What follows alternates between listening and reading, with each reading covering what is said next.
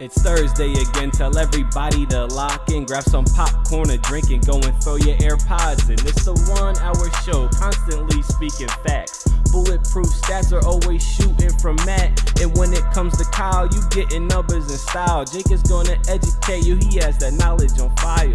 Players, step your game up, don't be sluggish or lazy. Or Jimmy J might hit you with a shaky baby. Catch him on YouTube or any podcast platform.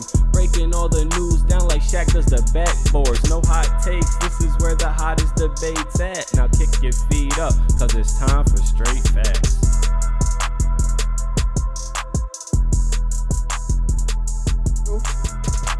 What's going on, y'all? Welcome back to Straight Facts, a sports show that educates and entertains, brought to you by the Up On Game Presents Network. Of course, make sure you're going and getting them wherever you get your podcast, Apple, Spotify. Our guys, LeVar, Plex, and TJ, they do a great job over there at Up On Game Presents.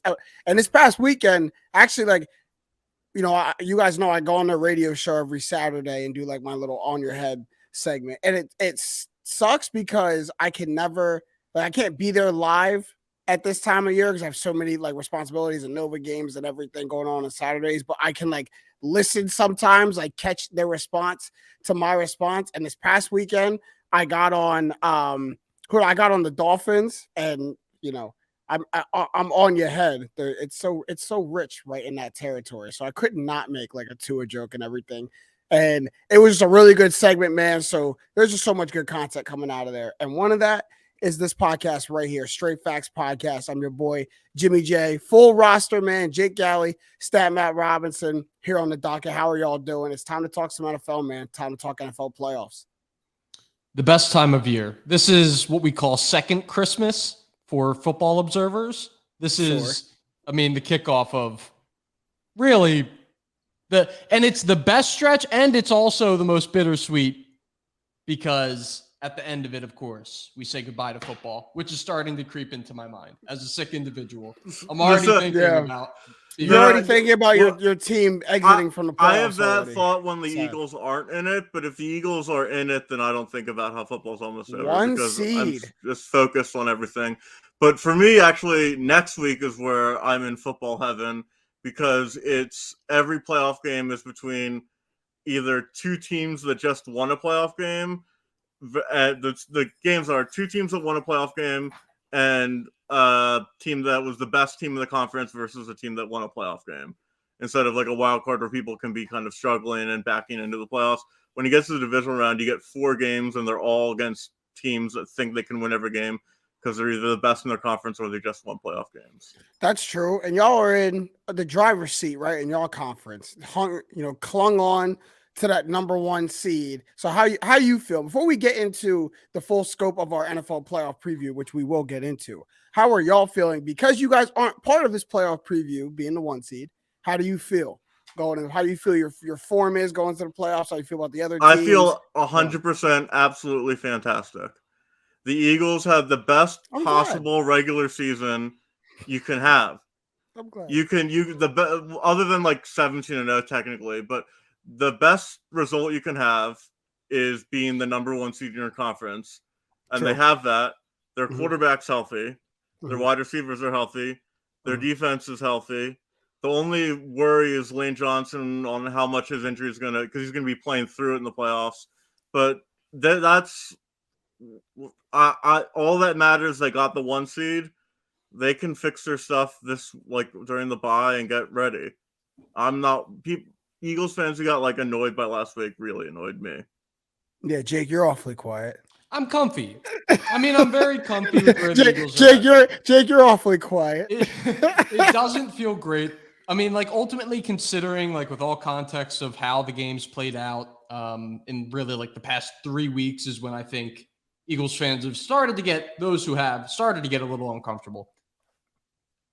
Because it does feel so comfortable, they've been dominant. All the pieces are now getting healthy, as you said, and coming back makes me a little uncomfortable. But the history of the playoff show, getting a bye is it's so important. Coming through Philly is everything. It absolutely is everything. I, as a Buccaneers fan, don't have the liberty of looking ahead because it doesn't matter if we were playing the Little Giants. We'd have to prepare heavily for that game because of how bad we are. But I do look forward to the opportunity of Tom Brady coming back up to the Northeast for that divisional round that you're looking forward to, Matt, and possibly playing you guys at the Link. That'll be a historic pod. It really will. But before we get to that round, we got to get to Super Wildcard Weekend, and that's where we're going to start our pod officially. We got a fact straight at you. In the last 14 seasons, road favorites in the wildcard round are 10-5, and that's going to hold true, or that's going to frame our first two previews, our first two matchups that we're going to look at in this Super Wildcard Weekend. First, the Chargers at the Jaguars, and second, the Cowboys at my Buccaneers. So here's how we'll frame them for our Straight Facts listeners and our Straight Facts viewers. We will frame it as where each team has the advantage, because we're looking at least in the first 2 or 3 matchups that are close, matchups that could go either way. You see both teams have a clear path to the advantage. So first, we'll start in the AFC, where the Chargers are going to the AFC South champion Jacksonville Jaguars to play them in the divisional round. So Jake, where do we can start? I guess we will start with the Chargers, because the team that kind of got it back into form late in the season when they started to get healthy again and started to put it back together. So where do they have kind of the advantage against your old guy, Doug Peterson? I think most would say quarterback. You might not. I think most would say quarterback. No. I'll let you finish before I go off on Justin Herbert. I don't even have anything to go off about. The Jags, the big issue is that the Jags have been thrown against at will like all year. Matt, I know this is down here from Matt. 30th in pass defense DVOA, 32nd against tight ends. And Gerald Everett is no slouch. I don't think the Chargers offense is a slouch. I will say, that being said, in my personal opinion, I think the Jags are going to win this game. I believe the Jags have momentum and the matchup on their side. One thing that's not written down here about the Chargers, even though there is some DVOA points this year against the run. I mean, their defense was very good against the pass. 3rd in attempts against because people only had to run against them. They gave up the 28th, or I guess 4th most rushing yards in the NFL this year. So ETN is very capable. He's shown this year of taking over a game. I like the Jags. I don't know. I might be tripping here, but I like the Jags. I like the Jags too.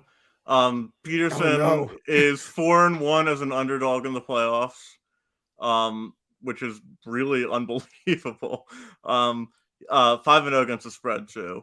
The Jaguars I know it's really early in the season, but they blew out the Chargers. And the coaching advantage, I think, is the most understated part. Like, I think the Chargers offense, the way it's coached, is so anemic, because Justin Herbert should be putting up way better numbers than he does. And it's like passer rating's like 14th, his QBR is like 11th. He throws the yards, but like almost feels like he's getting held back. And I think Peterson's going to come in with a smart game plan. I think like the Chargers are 30th in the league on DVOA on first downs defensively. So, and they're poor against the run too. So you give it to ETN, set up second and shorts, which you can do play action, go deep on, and let Lawrence get some options. And I think it's a little disrespectful that the Chargers are favored over Jacksonville. There should be at least a pick 'em. They had one. Their records were one game apart. The Jaguars are home, and they beat them this year. And the Jaguars are better in DVOA. The Chargers are like 19th and 18th. And how foolish of Vegas to not take into account DVOA in your stat. That's how Vegas does take into account the DVOA. I'm sure they do everything. Trust me. I'm sure they do. I'm not surprised that the Chargers are favorite on paper. I didn't say a lot. I said a little. I think it should be a pick 'em. I mean, what are they right now? What's the spread? Okay, how much closer do we get? generally they give the home team 3 points. Mm-hmm. So they're really 5-point favorites. Mm-hmm. So they're saying they're almost a touchdown. It's a little bit. Okay, I give a 3-point favorite. Well, because and here's why. Because on paper and at their best, when both teams are operating at their peak, the Chargers are a better team than the Jaguars. And the coaching disparity kind of brings that down a little bit. I hear you on that.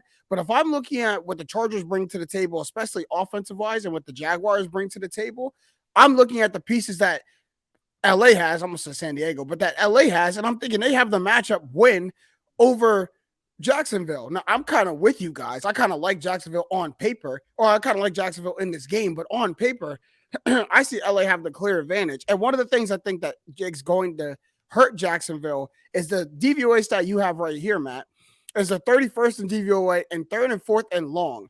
And the Chargers threw the second most pass attempts in the NFL. So we know the Chargers love to throw the ball downfield. We know they love to kind of spread the ball all over the place. And if you do happen to get them in these 3rd and long, 4th and long situations, if you're Jacksonville and you have to close the door on a drive, if you have to get Justin Herbert off the field, do your team a solid. If you're bad at that and they're one of the best in the league at that, that's momentum changing. And that allows them to keep drives alive, allows them to put points on the board, get themselves out of bad situations, and keep Jacksonville's defense on the field. Like, Jacksonville doesn't want their defense spending a lot of time on the field. This isn't the 2017 Jacksonville Jaguars when they want to beat you.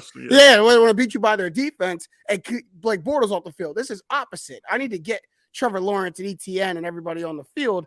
And if you can't shut the door like that, that's going to be problematic. But on the inverse, here I was just pointing something out there. Here's why I actually do think, or why I like Jacksonville. And Jake, you kind of hit on it, is the momentum point, but also like the form. I don't know if we ever saw LA play their best ball this season. Like I know they dealt with some injuries. They've been hurt. Times. They've been hurt. But still, that's been my gripe for 3-4 seasons since they've gotten this core. Is I don't know if I've ever seen this core play like the best they can for a 3, 4, 5 game stretch, man. And whether or not Jacksonville is better than LA right now, I think Jacksonville is playing close to, if not the best ball that they can, getting themselves into the playoffs. And one team is playing their best ball, one team is not. And at that point, it's a pick 'em, man. At that point, it's fair. And Jacksonville's at home. So, you know what I mean? That kind of, I lean towards Jacksonville. Going towards your point, like the Chargers, you think of them as like a really good offense. They have Herbert, they have Eckler, they have Mike Williams. They've scored 30. Keenan Allen. They've scored 30 points once in their last 12 games. That's it. Like it's always inexplicable to me too. It's always inexplicable to me. Jacksonville scored 30 against Houston, 40 against Dallas, 36 against Tennessee. Like they're it's just wild to me that they're like you said, they can't put it together. And I think this is just where coaching dooms the team. I see this like Jacksonville kind of takes a semi-convincing lead, like a 14 to 17 point lead, and then they kind of let the leash off Herbert that they shouldn't have on in the first place, and Herbert makes some like really great plays to get it like close, but it's a little too late. Mm-hmm. And for what it's worth, we really do have to talk about the coaching matchup for a little bit, because this coach in Brandon Staley, who doesn't frequent the playoffs, and a coach of Doug Peterson, last time, or not the last time he was there, but a coach of Doug Peterson who's taken a team all the way, and kind of not the same circumstances, but there's some similarities to his situation in Jacksonville and his situation in Philly. We don't have to get into the list of them, but it's not too far off from what he had to deal with. So, like, it's a lot of things to me lean Jacksonville's way, and I don't know. I can't really pop my chest much because the Raiders are an absolute dumpster fire. But it's just I'm continuing on the point of disappointment with the Chargers. And look, the game's not played yet. They could go route Jacksonville, and I got to eat all of that. But if it goes how we feel it's going to, and how I think a lot of people feel it's going to, the disappointment of the Chargers is going to continue, at least for me. And then things got to change in LA. Then they will. If they lose this game, things will change. They need to get rid of the offensive coordinator. They'll get. You don't think they'll fire Staley? I think it depends on how dumb their owner is to charismatic arguments, because I feel like Staley's like a guy who really charms you in the room. So it depends on that. Like all that talent on that team, and the only DVOA category, Matt, here's your biggest one in the script right here. The only DVOA category they rank higher than 10th in is special teams. And that's not like just offense, defense. That's like pass offense, that's rush offense, that's pass defense, that's rush defense. Like that's crazy. They not top 10 in anything. Yeah, I got Jags. This is so let's in anything. EP going on another run. Hopefully not. They're also like not bottom. They're not like everything's they're not, like everything between like 11th and 19th. They're middle, and to me, middle of the pack for that team.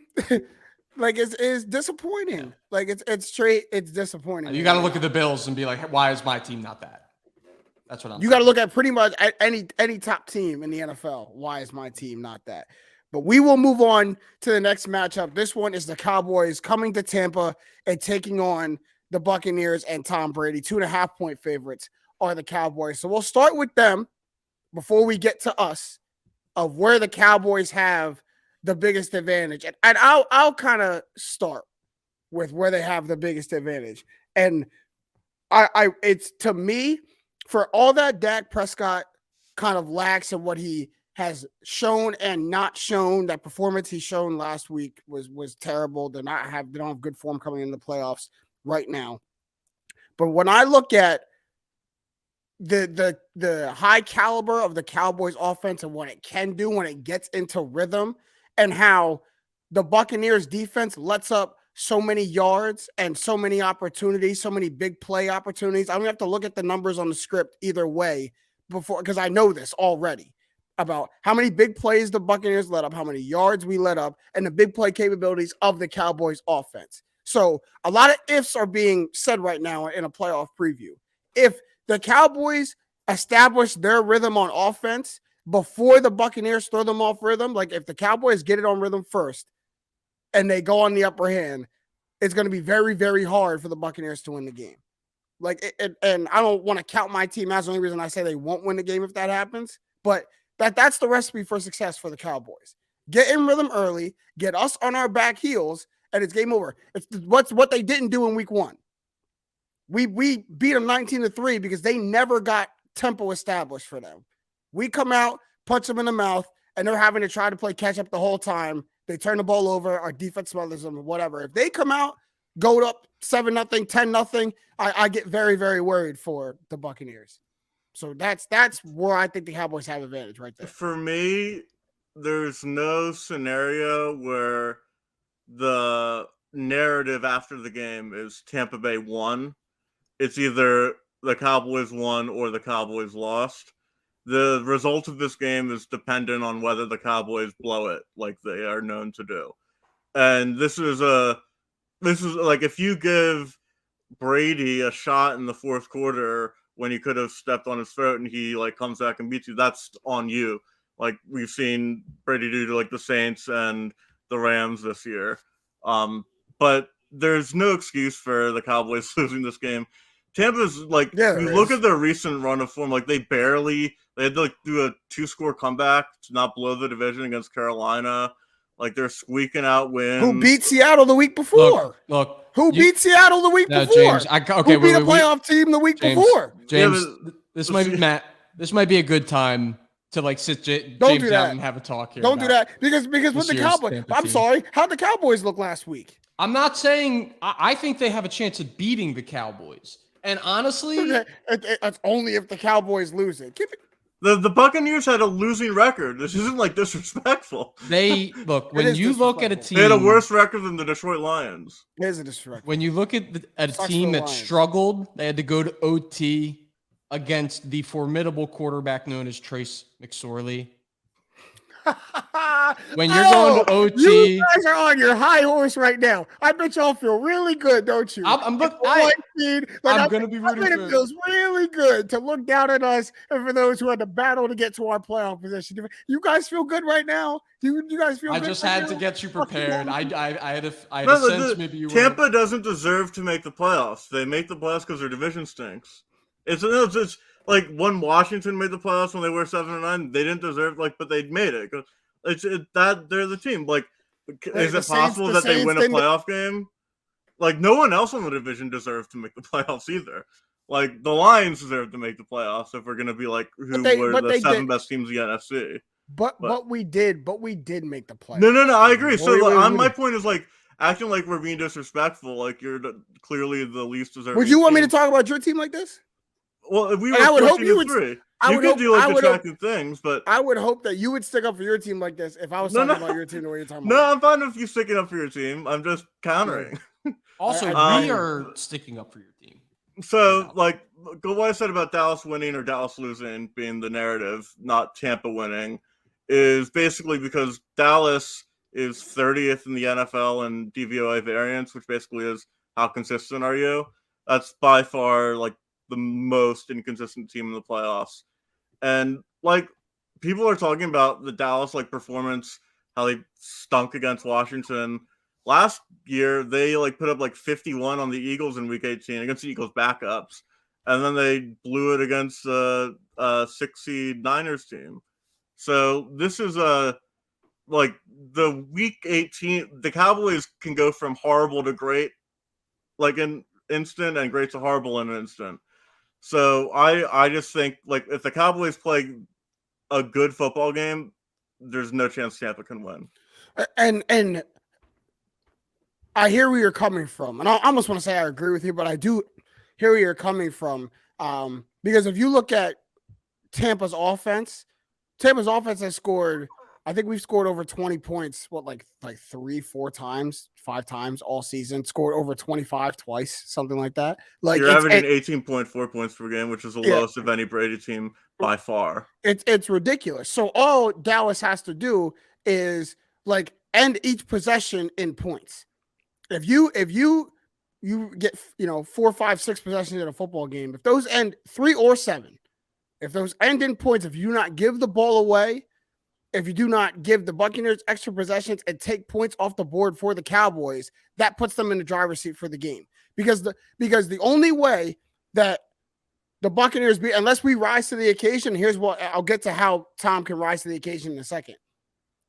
But if the game plan goes the same, if Buccaneers stay playing how we've been playing, and you can't really bank on us scoring over 20, 25 points, as long as the Cowboys don't give it away, take points off the board for themselves, they're in the driver's seat for the game. They're going to pull ahead for the game. But here's where we're talking about where the Cowboys have advantage. Here's where the Buccaneers have advantage right here. Here's where Tom Brady has advantage. Because one, the advantage the Buccaneers have is having Tom Brady. The advantage that Tom Brady has is familiarity. Familiarity with the Cowboys. Not just overall, but this season. Not many wins this season. Matt, you talked about how bad we've been, how we've scored 18 points a game, how we have 8 wins on the season. Well, guess what? Week 1, we scored 19 points. So we were above average. And it was one of the wins we had in the season, both against Dallas. So Brady has a reference of going back to what worked. It was one of the small micro moments of our season where we looked good. Yeah, we didn't score a lot of points. Yeah, it wasn't the most flawless game, but there's only a handful of games I can count this season where we as Buccaneers fans left and was like, ooh, we looked good. That I'm okay with that performance. Week 1 was one of them. Yeah, but Week 1, San Francisco lost to Chicago. That's such a. I hear you, but I'm that's so far back. It's almost irrelevant. For a team that's got to harness good play and good energy, it's not irrelevant. You got to go back to what worked in that game, and for San Francisco and Chicago, it's irrelevant because San Francisco's not going to play Chicago again.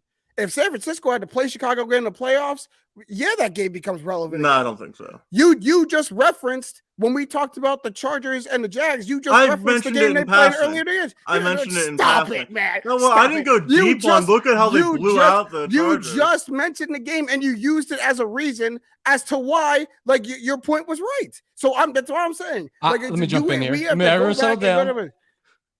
The tension's getting high. I believe we all want Tampa Bay to win. That is correct. I think I agree with James personally. Like, there is a very real path forward, path to victory. There's many paths that they can take to beat Dallas. Mainly being that Dallas can throw up, like, a major egg, not a literal goose egg. I expect them to score. But, I mean, you look at, they have had a turnover offensively in 7 straight games, 8 of the last 9. So they really haven't been able to play mistake-free football. And when you're giving Tom Brady extra chances, even though he's looked awful, like if you need him to win it comes down to it, and you need him to win a possession for you against the defense, I believe he can win a couple reps. To be fair to Brady, his game against Carolina was like, oh wow, we get to see like a Tom Brady again, like 400 yards, like 3 touchdowns. I don't care who the opponent is. You put up 400 yards, 3 touchdowns in a must-win game. It's impressive. I think I really do. I'm going to be rooting for them to win, and I hope that's not causing me to think they actually do have a chance. But the way I'm looking at it, what do you mean? The Blues they have a chance. The Bucs have a chance. Yeah, I think it's like a 30% chance though. I give them like 45. I give you 45. I'll give you almost coin flip, which it's not. Has Tom Brady ever lost to the Cowboys? No, never. Our guy Tom. Yeah, never. Just never. I hope they win, honestly. And also, get the Eagles to the Cowboys have major problems when the target is going to anyone that's not covered by CeeDee Lamb or covered by Trayvon Diggs. I'm pretty sure they're one of the worst teams in the NFL. Yeah, wide receiver 2s light them up this year, and you know what I mean? Chris Godwin can have a big game. You know what I mean? So, and we're talking about a quarterback in Tom Brady where it's like, if you take away my number 1 option, cool. I'm going to 2, 3, 4, 5, and 6 many times this game. Got no problem doing that. We got to feature the tight ends. No problem doing that. We got to feature Leonard Fournette. No problem doing that. Like, Mike Evans is going to get his, and he should, because I think that's our biggest path to victory. But we have the luxury of having 2 1,000-yard receivers in a down year like this, 2 1,000-yard receivers. And probably the comeback player of the year. Because you can't run the ball at all, so you have to throw it like every whatever down. The reason is. That's whatever. Like you whatever the reason in is. Pass attempts. So, some teams can't do either. Some teams can't run the ball and don't have 2,000-yard receivers. We have the luxury. Okay, can't run the ball. Bang, 2,000-yard receivers. Like I know we can't run the ball. I'm glad we have that to fall back on. The problem is, I think the elephant in the room is that ultimately, I think Micah Parsons could realistically wreck the game. Like, that's a factor that. Well, Brady doesn't take sacks either. Brady gets the ball. Absolutely, but it doesn't mean he wasn't wreck the game. Just because Micah Parsons registered a sack doesn't mean that pass gets off and gets completed. It'll just go into the turf, which is to me just as killing as a sack on that drive. It did the same thing. So, I mean, it'll be interesting to watch. I think it's going to be a very close game. Like played to a low score. I don't think we're going to be seeing 30-point games out of either offense. But the lower the score, the advantage Buccaneers. Exactly. If you're and this isn't I would feel much different if I watched Dak put up 30 points against the Commanders like he should have last week. If I watched that, I'd be like, they got it clicking, they got it figured out. They're coming in with so many question marks and so unstable. That's a team that Brady beats. Like, if you don't come in sure of yourself against a Tom Brady-led team, we will beat you. And in a game like this, pressure this high, this is a game that will beat you. Now, when we go up to whoever we go up to next, if it's Philly or whoever after that, a team that's sure of themselves, different. That's, you know what I mean? You're confident. A team that's not really that confident is shaky, baby. That's a team that Tom beats. At home, again, at home. That's a team that's, you know what I mean? Go Bucs. I feel good. I feel good. All right, last one that's close are 2 teams that y'all swear aren't good. We got the Giants at the Vikings. Vikings are favored. This is the only game that we talked about. Remember, we said that road favorites are 10-5. This is the only game that we're talking about in these 3 that doesn't have a road favorite. The Vikings are favored at home by 3. So I don't know who you guys want to start with because these are 2 teams you guys say stink. This is the correct line because they played 3 weeks ago, and that was exactly what happened. It was in Minnesota. They won by 3. Yeah. They both are below average teams based on the fact that they both have negative point differentials. The first time that's happened in an NFL playoff game since 2004. That was Rams Seahawks. And like the Vikings are 11-0 in one-score games. Everyone's talked about it. What's shocking to me is that they're 11 in one-score games, but their kicker stinks. Like usually those things go hand in hand. And like the Giants just have horrible kicker luck. They've lost 3 games in the past 6 years on 60-plus yard field goals at the gun. And one of them was Greg Joseph, who's missed 6 50-yard kicks this year. 5 of them were inside their home dome. And like, but he made a 60-yarder against the Giants. I think this is the most toss-up of all toss-up games. This is a complete toss-up because I don't have faith in either team. Like if you look at through it, like the Giants are like really terrible against tight ends and wide receiver ones, and we saw that happen against them 3 weeks ago where Justin Jefferson went off and Hawkinson went off. And Hawkinson also like incredible year as a like second best tight end this year. Yeah, by yards and receptions. Like Hawk had a year that no one talked about. Yeah, especially when you have to go from one team to another and learn a new offense too. But it's just like the Giants turned the ball over twice that game, and they really almost should have won. So, Jake, what were you about to say? We pointed out on Straight Facts when Hawkinson was traded during our trade deadline that Kirk Cousins loves to go to the tight ends. We referenced Logan Thomas, Vernon Davis, their times with Kirk Cousins in Washington. Hey, man, don't ever say we didn't give you anything. I know they're going to listen one day. They're going to listen one day. But, no, I have the Vikings in this one, too. And we didn't really get I got the Giants, actually. We didn't really – oh, you got the Giants. We didn't really get to much of, like, you know, advantages either way. But, like, I think this game plays out kind of exactly how it played out last time. And you look at these two teams and why it's such a toss-up is because I'm not – when I break down the aspect of these two teams, I don't see a huge disparity either way on any side of the ball. Like look at their quarterbacks. I'm like toss up. Look at their running backs. Like I know you're like kind of down on Saquon, but in totality, their running backs is like if you want to this year they're basically the same based on like yard. They're both at 4.4 yards per carry, I think. Look at their weapons now.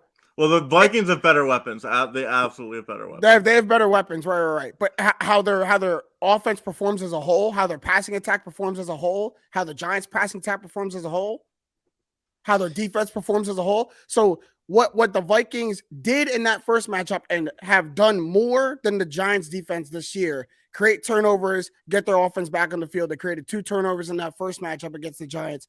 And it helped them win. I'm more confident in the Vikings defense being able to do that. Still not the greatest defense in the world. And I'm not proclaiming them to be the smothering, crazy, tenacious defense. But they have caused turnovers. They have gotten the ball back. And they have a cornerback in Patrick Peterson who has had one of his best years in recent memory in this kind of backstretch of his career in Minnesota. He's been really good this year. I think he's top 10 graded cornerback in the NFL this year. So he's captaining. Yeah, but outside of him, it's been really rough.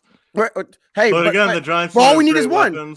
All we need is one turnover. All we need is one. My thing with this game is the luck has to run out for Minnesota. And you look at like similar teams where the luck ran out. Like in 2012, the Colts were 10-1 in one-score games.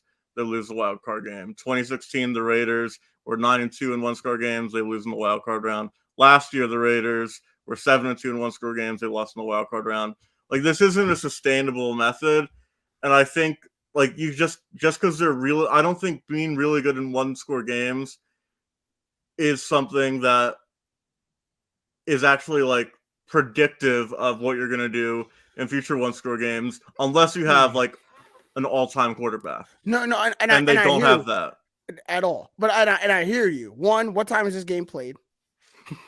Matters. Well, I actually need matters. to check that. Matters. Okay. 1 o'clock. No, it's 4:30. So they're done for. Okay. They're done for. The sun's going down. They're getting scary. Once Yeah, the sun's they got 2 hours. That's true. 2:30 over there. Kirk Cousins. They might be in the window.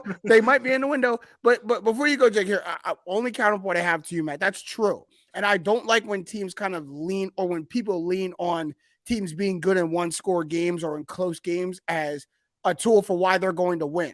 Because there's a reason they're at these one-score games. And a lot of those one-score games are regular season games. How are you in one-score games in the playoffs? Then we can reference those games when we're talking about playoff matchups. I don't care about regular season games, because most of the time in those one-score games, you put yourself in position to be there by not executing, turning the ball over, whatever. And in the Going playoffs, down 33-0 to the Colts. you don't dig yourself out of those holes in the playoffs. Those are regular season type, wins that you get out of. So I do hear you, but it's not indicative of how they're going to play, but it does give you kind of confidence that if we take care of what we got to take care of and both teams play a good game and it's close, then me and the Vikings, hey, we've been here before. Like, we've gotten ourselves against better teams. We've pulled out these games. So that's why, you know what I mean? That's why I see both sides. Like, I don't want to lean on it, but if you are the Vikings, that is something that should give you confidence, because we've been here more times than they've been here, and we've won more times than they have in this situation. Well, so we should feel good about that. And by the way, I was just going to make a stupid werewolf Kirk Cousins. You're in the dome. You unveil that it's nighttime in the fourth quarter. You let it fly. Yeah, well, no, it's okay. No, we're past it. But you say the luck has to run out for the Vikings. It's funny. I was thinking that for the Giants. Like, you look at their first stretch, they went 7-2, and a lot of that was off of one-score games. And then basically, so they have the bye week. They win against the Texans, so they go to 7-2.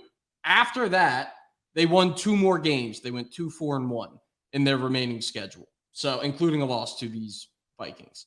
So I have a hard time thinking that with all that talent discrepancy in 2 teams that have very similar profiles, I tend to go with the more talented team, and it helps that they won. I mean, I don't think that's end-all be-all, but it helps that they did. I actually look at their schedule differently. I see like the 7-2, and then they're 7-5-1, and they get embarrassed at home by the Eagles.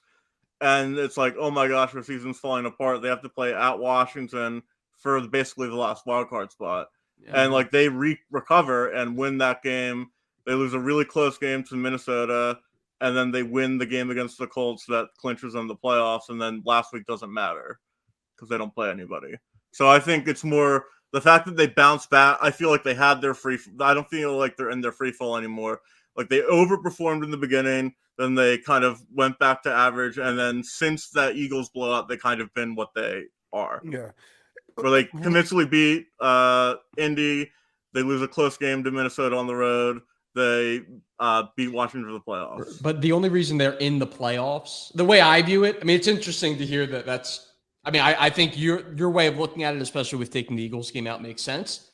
But their first 6 games, they went 5-1, and obviously, like, you put 6 the work and 1 in. if you do 7 games, so right. Well, but saying the first 6 weeks are all within. You're right. The first 7 weeks are all within 1 score. So, I mean, that's what gets you into the playoff. Without that, yeah, stretch, man, that's kind of the proof in the pudding. And that was around the time that. I mean, you guys were always saying it, but that was the time when you guys were like, they're not good, that I couldn't see, because this was like, you know what I mean? This one loss and all these good 1-score wins. And it was, it was hard for me to see the Vikings as not a good team. So last question I have before we move on is, now, do you think the Vikings are in this scenario or in this position because they got themselves here, or is this a byproduct of kind of other teams and other things not happening around them as they should, a la the NFC as a whole not being as strong until late, the Packers themselves or their division, the Packers and the Lions not figuring it out until late? Like, do you think this is a different season, a different outcome if those things happen, or is this the Vikings were going to be in this position regardless? The Vikings just have a lot of fluke wins. Like, this is a 10-7 team that finished 13-4. And the Giants are a 9-7-1 team that deserve to be 9-7-1. Like, the Giants won a bunch of 1-score games, and then they lost and tied a bunch of other ones. Like, they lost by 8 to Dallas. They tied against Washington. They lost to Minnesota. Like, and then even the game they don't have their starters, they lose by 1 score to Philly. So, like, I feel like they're both roughly the same. And honestly, I just think Daniel Jones is more impressive than Kirk Cousins, based on the fact that he has no weapons and Cousins has plentiful ones. I'll say this. It's more like, when Daniel Jones makes a good play than it does when Kirk Cousins makes a good play. I don't know what that means. I don't know if that means Daniel Jones is starting lower, so when he makes a good play, it's you know what I mean? It's a higher jump. I don't know if that means he's more impressive than Kirk Cousins. I'm not sure what it means, but I take notice when Daniel Jones makes a above average play more than I take notice when Kirk Cousins does. Maybe he does it more often. I'm not too sure. But we'll move on to the rest of this kind of slate of Super Wildcard Weekend. So those were the close games, the games where you could kind of make a case for either team having a good chance to win the game. These next 3 games have a wide margin. Okay, it's going to be the Ravens at the Bengals, the Seahawks at the 49ers, and the Dolphins at the Bills. So instead of going through all these and kind of picking apart how an upset could happen, we'll go through just roundtable really quick. Which game do you guys think has the best chance of having an upset in kind of that second slate of games? So Jake, start with you. Which game do you think has the biggest chances at an upset? I don't think there's going to be an upset. Obviously, that's not this, which might be. Might not be. That's a good answer. I mean, if I had to pick one, I think it probably has to be the Seahawks, right? I mean, if Lamar, I'm assuming Lamar isn't going to play. Obviously, if Lamar plays, different story. Assuming Lamar doesn't play, the Seahawks are the team with their quarterback against a team that, say whatever you will about Brock Purdy, I think he's been awesome. He's the 3rd string quarterback. He was the last pick in the draft. Doesn't mean that he can't beat the Seahawks. Doesn't mean that he won't. Oh, that's incredible. But when I'm looking, draft, it's I hope, honestly, it's incredible. If it's not going to be the Eagles, I would love for it to be the Niners or the Jags or something, just because of the story. I mean, like Brock Purdy, I like, rooting for him until he comes to Philly. But right. I just think when you look at what game is potentially winnable, like the offense has to be intact, and the offense isn't going to be intact, unfortunately, for the Dolphins. It's not going to be intact for the Ravens, most likely. And even when it has been this year, it's been kind of up and down. So I do hear you by like the default answer, because like, how do you expect to win a playoff game without your starting quarterback? Gino's been good. We've talked about it. When your starting quarterback is clearly been your best player. Like, how do you expect to win that game? Like, 49ers do it all the time because the quarterback's not their best player. I mean, what I will say, though, is you could make an argument that the Niners are the best team of the favorites of these 3 that I'm now picking against, which doesn't make me feel good. Not Buffalo. You could do Buffalo. I put them right up there with Buffalo, truthfully. I can't with Brock. Brock Purdy's played 5 games, all of them against pass defenses that are at best average. And like, he's actually playing a team in Seattle that's they're not better than Buffalo, but they're a very good team. They're a very good team. Like I also think no upsets, but if there is one at Seattle, I think there's actually like a puncher's chance that this happens, because rookie quarterbacks I don't trust in the playoffs. I just don't. No rookie quarterback has ever made the Super Bowl one.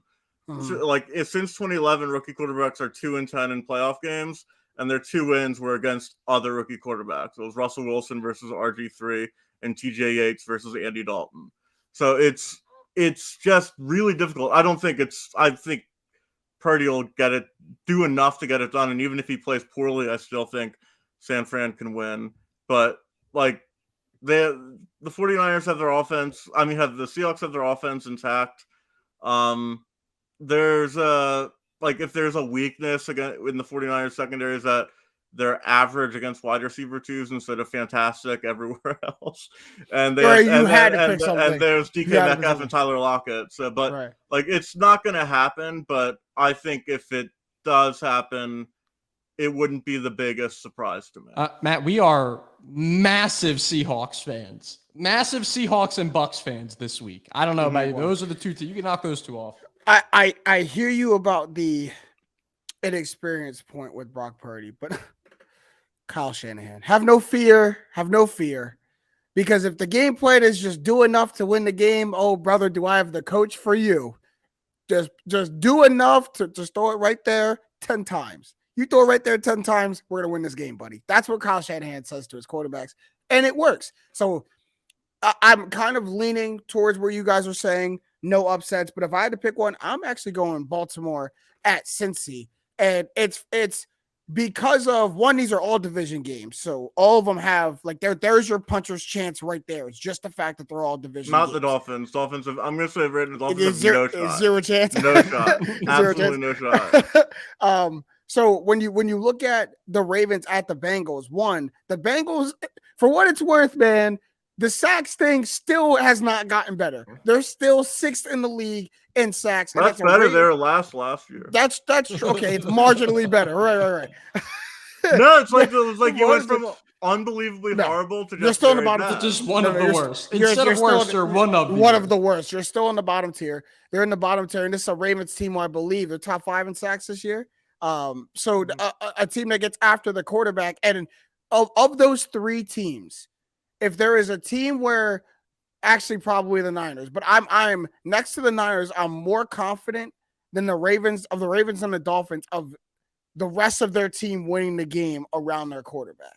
It's a team that, like, you know, if we can make it physical, if we can win at the line of scrimmage, if we can rough them up, if we can bring them down to us, we could win this game. And I believe that happens more in the Ravens game, or has a chance of happening more in the Ravens game than it does in the Seahawks and Niners game. And Ravens need like a strip sack, fumble, touchdown. They need what, to be honest, and this is like right. when the Bengals to get it to have a shot, they need to. When the Bengals turn the ball over, they turn it over in bunches. Like when Joe Burrow throws interceptions, man, they'll throw like 3 of them.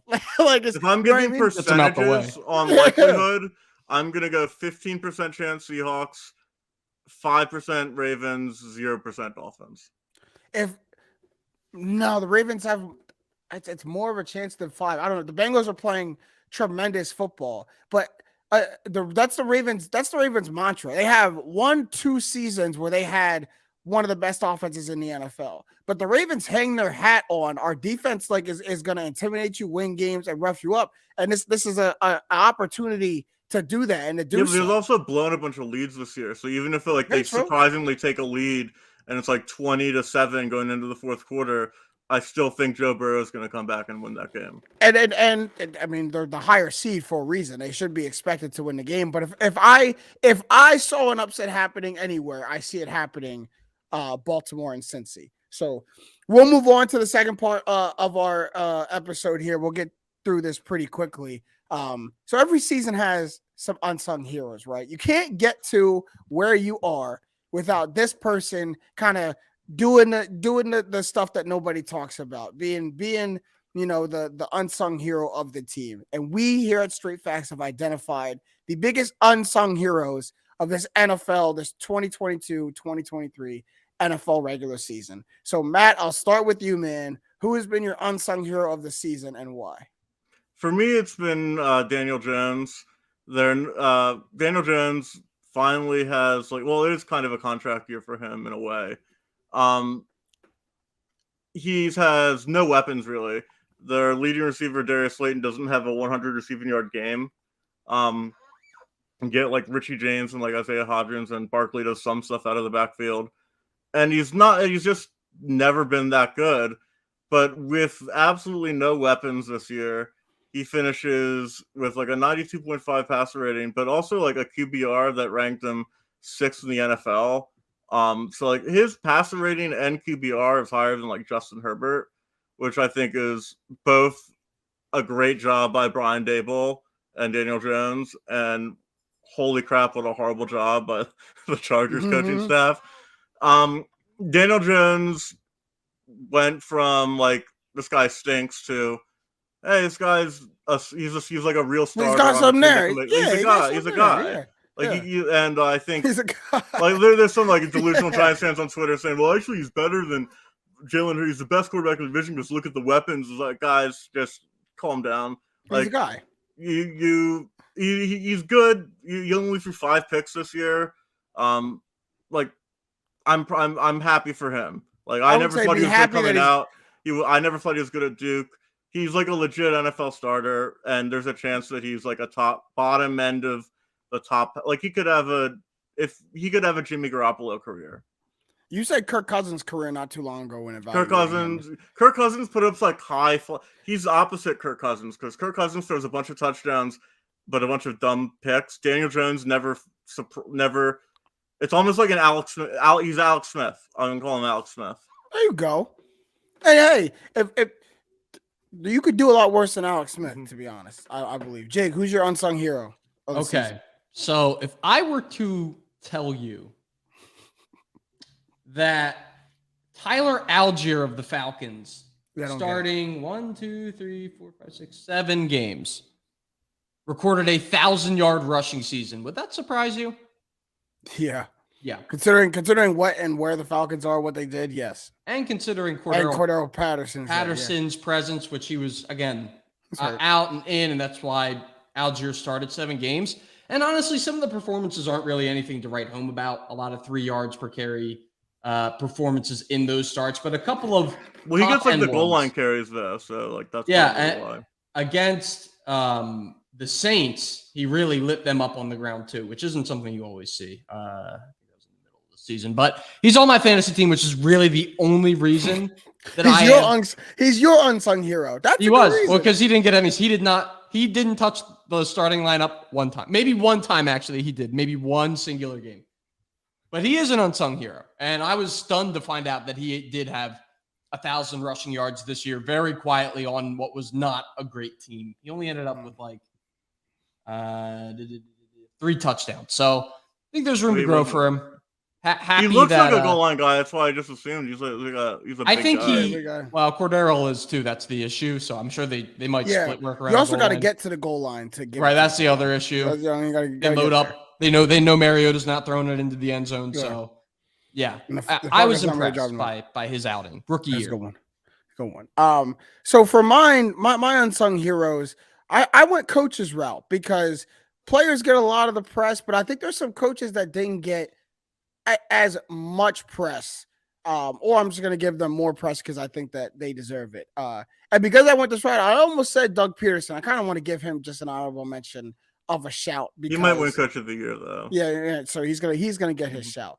But to be honest, I really think the biggest unsung hero of this season, and I've said his name so much, you guys probably are sick of it, but it really is Kyle Shanahan, man. Like it really is Kyle Shanahan. I really am just enamored and just I admire what he's able to do with rotation at the most pivotal, most important position in sports. This would be the easiest thing to put a crutch on if you're a head coach.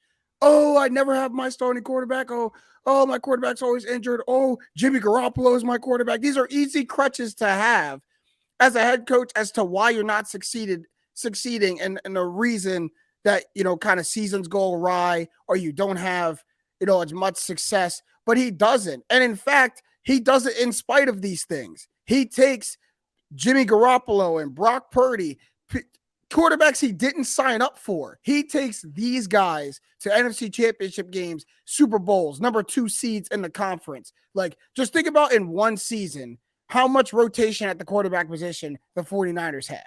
Just like, he comes into this offseason with John Lynch telling him to go to the podium and tell America you're trading Jimmy Garoppolo. I want you to go do that. So he does that.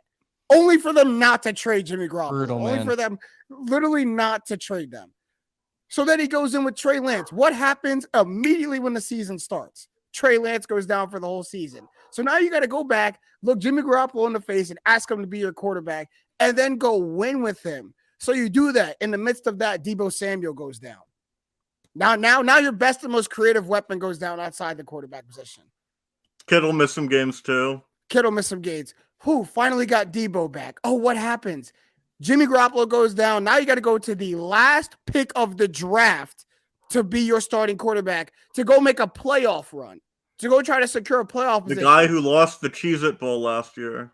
He goes 5-0. He don't lose a game. Like, we can give Brock Purdy all the accolades or all the shine, all the press.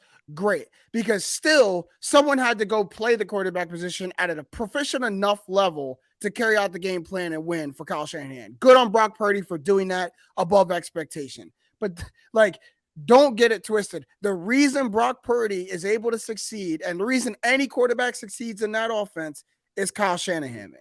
Like, he's just a mastermind, and they don't get anywhere without him. So he's my unsung hero. And then I have to give another shout out to Lovie Smith. Lovie Smith is my hero, and here's why Lovie Smith is my hero. Because one, Lovie, the beard. Don't hang your head that you got fired from Houston, my guy, because that's a blessing in disguise. Get out of there, go somewhere else, go coach a D2 college football team because it's probably a better organization than the Houston Texans are down there. But what does Lovie Smith do? I know they're going to fire me at the end of the season. So how about I win this last game, kick them out of the first pick, let Chicago get it, pick up my bags and go out the way. Like, that's how you do it, Lovie. That's how you do it. Yeah. Denzel meme. I'm leaving here with something.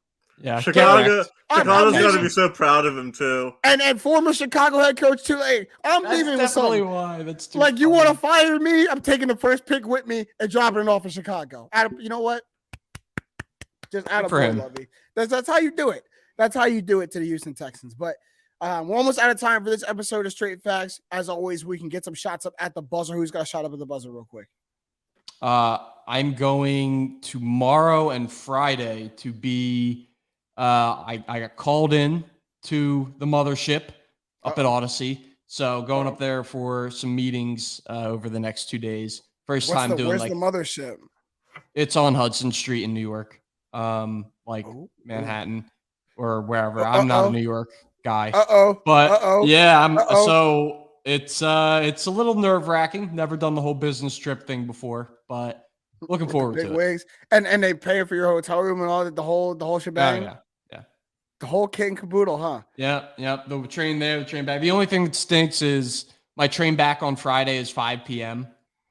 and my team's going to be leaving the office to go back home 2 p.m., 3 p.m. So I'm just going to be chilling in the New York office, kicking around, nothing to do. You got 3 hours to kill in New York, man. We see who we bump into, right? I might try and make some connections. We'll see. Go do something in New York. Stat man, I got something at the buzzer. Eagles fans need. I talked about this, but be really happy. It's the most wins we've ever had in a regular season with 14. We won the division. We beat Dallas. Dallas won 12 games. It's tough to win the division when the second best team wins 12 games. We won the frickin' division. We're the number 1 overall seed. The Saints game stunk. I was really mad after the Saints game too. It was really pitiful. So many things were bad. But the fact that so many Eagles fans were like, "Oh, Gannon stinks." Like we had number 1 pass defense in the NFL this year. We didn't play anyone. We beat more teams with a 500 plus record than any other team in the NFL. Well, we don't run the ball enough. We had the 3rd most rushing attempts in the NFL and the most rushing touchdowns. Like we just want to be miserable because we lost to Dallas on Christmas Eve, and we had a really bad loss to the Saints. But you can afford a bad loss when you're incredible up to that point. That's the luxury of being really good for them. And then you all you got to do is win and get the 1 seed. And they played a handicap game plan against the Giants, and there was some frustrating stuff. Hurts was rusty, but we have the best record in the NFL, tied for.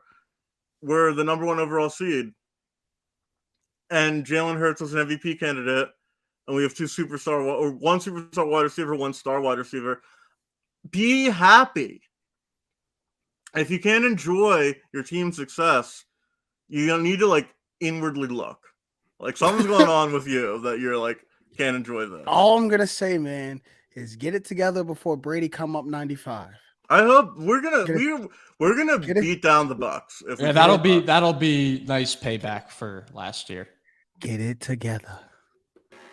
Get it together. Gives me very slight pause. Get it together.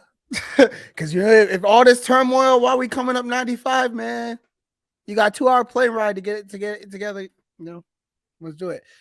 My only at the buzzers I have to say is once again proclaim the name that is Maddie Siegrist. Officially now the leading scorer in Division I women's college basketball. 28.5 points per game. She has yet to score under 20 points per season. 20 points at any game this season. I believe the last 5 or 6 have all been 25 plus points per game. So it's now, it's real now. So if you haven't, the way you talk about the Azzy Fudds and the Caitlin Clarks and the Paige Beckers and the Cam Brinks of the women's college basketball world. You know, don't forget to mention Super Seekers down there on the main line. It's just, you know what I mean? Time is up. Like, time to get on the wagon. Speaking of, Maddie, I was talking to the Columbia SID about how Nova women's basketball put out a clip about me, you know, praising Maddie Siegrist. I was like, I hope they don't find it. But to that end, in the Ivy, big things happening for Penn. Number one in the Ivy League, Princeton, who had not lost an Ivy League game in 3 years, started 0-2 this year. Penn, 10-game winning streak. Paradigm shift in the Ivy. Total corner turn in this past couple of games. We're in, boys. I'm not sure.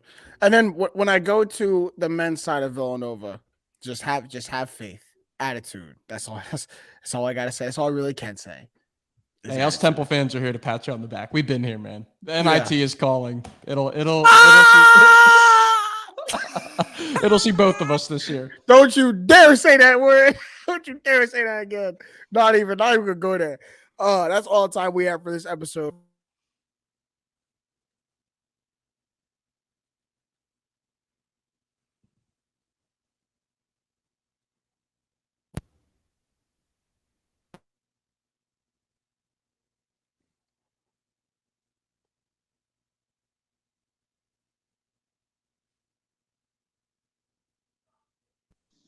Hey. What about now? Yep. It sounds like it's coming through your computer.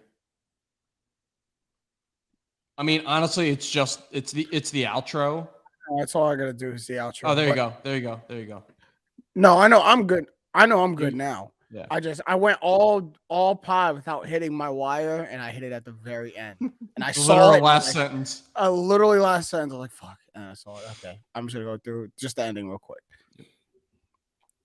All right, that's all the time we have for this episode of Straight Facts. It was a great one. Again, make sure you are going and liking, following, and subscribing to Up On Game Presents on all platforms, Spotify, Apple, YouTube. You go and get all that content from LeVar, Plex, and TJ. They got plenty of pods, including this one. So shout out to them, and shout out to my guys, Jake Galley and Stab Matt Robinson. I'm James Jackson.